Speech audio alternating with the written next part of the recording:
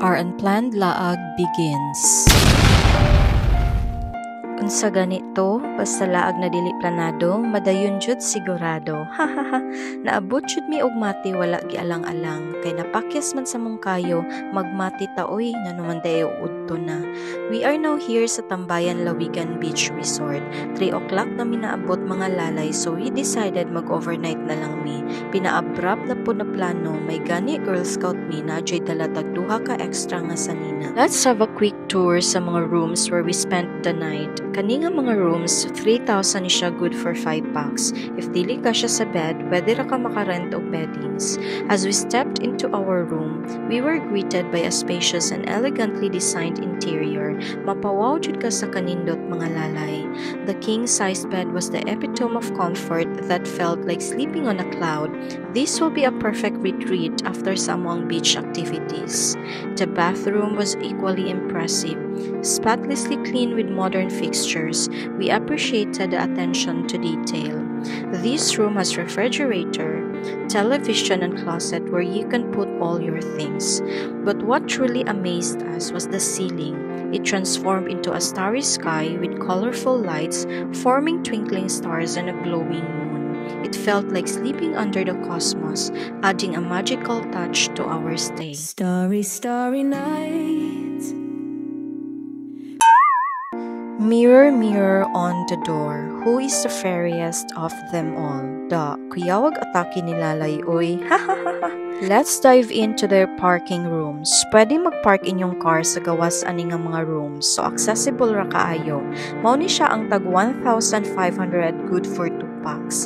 If naay baby kuyog, pwede ra mag-extra beddings. Air-conditioned pud ang room and naapoy cabinet for your things. Next, cutie room nga same kadako sa 10 pero air-conditioned gihapon. For only 1,000 pesos, good for 2 packs. Nice pud baya kaso tulo mong good mi appeal si Isox, puros pa jud mga dagko buyag. These are the cottages nga 1,500 for day tour and 2,000 for overnight. Naay big cottage with karaoke, 3,000 for day tour and 3,500 for overnight. No entrance fee, no corkages sa food and drinks mga lalay.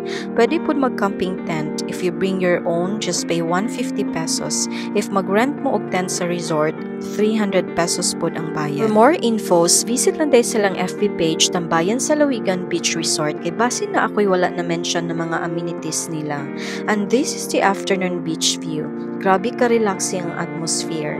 The sound of the waves, the salty breeze, the golden hues of the sun, it was like nature's own therapy session. Watching the waves, I realized how constant and calming they are. Murag kinabuhi, na ups and downs, pero padayon lang gihapon. And these two people made my view into perfection. Salamat sa akong mga anak, Lord, na naghatag og reason ako nga magpadayon sa kinabuhi.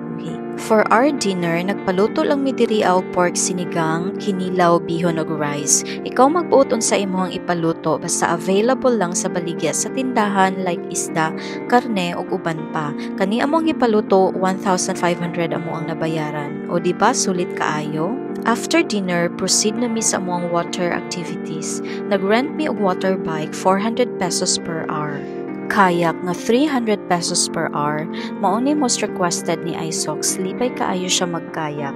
Enjoy kayo ang all bisan ngit-ngit na dili jud gusto inigugma na lang mag-rent. Naapo day trampoline kaso wala na jud mi ka rent kay nagdali na og uli the next day. After sa water activities, wala pa jud sila planong mga tulog. Sa mga gusto magdula og billiard, naay billiard hall ibabaw aning comfort room nga building. Sumuagi ta aning stairs pasaka padulong sa billiard hall.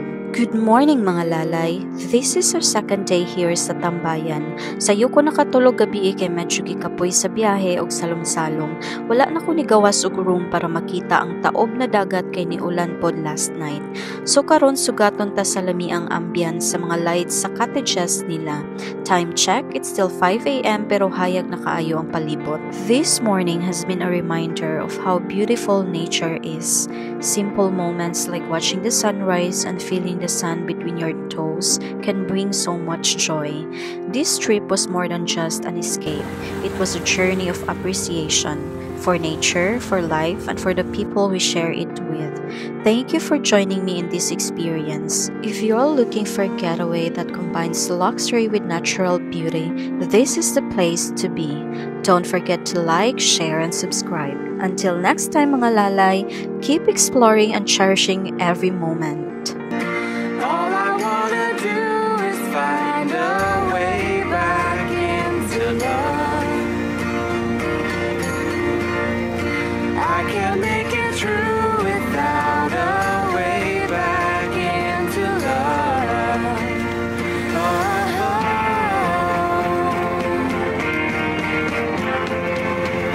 I've been watching, but the stars refuse to shine. I've been searching, but I just don't see the signs. I know that it's out there. There's gotta be something for my soul somewhere. I've been looking for someone to shed some light, not somebody just to get me